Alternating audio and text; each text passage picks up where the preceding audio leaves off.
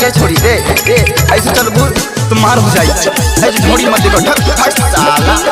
मेरी कारवा तिहारी मिक्स बाय बिक्की देवर पेंढू के छोटकी घघरा ये गोरकी मन पगला गेलू करे जा पेंढू के छोटकी घघरा ये गोरकी मन पगला गेलू देखा के ढोहरी के छेद लइकन में महड करा पेलू देखा के ढोहरी के छेद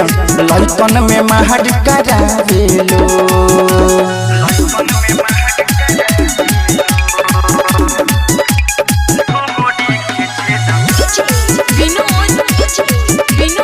मेरी कारवा तिहारी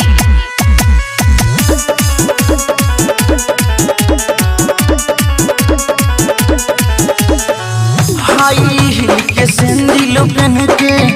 ढोहरी देखलू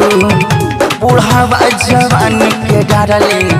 दीवाना बनलू रे छोरी सुन रे हाई हिल के सैंडल पहन के ढोहरी देखलू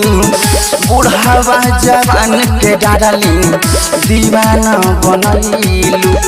दुनू देखा के अपन फूलवना मन पगला गेलू करी जा दुनू देखा के अपन फूलवना मन पगला गेलू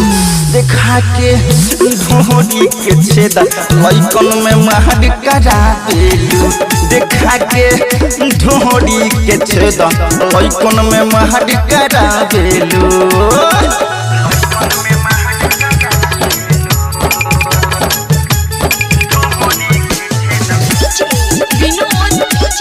मेरी कारवा तिहारी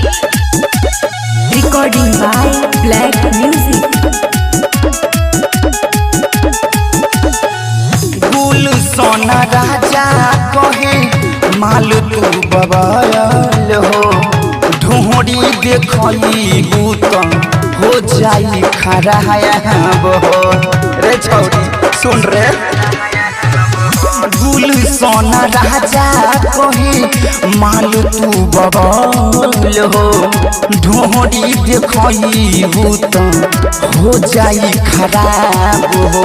राइटर गौतम दीपक कहे कोरा में नया बेलू करे जा राइटर दीपक गौतम कहे कोरा में नया बेलू देखा के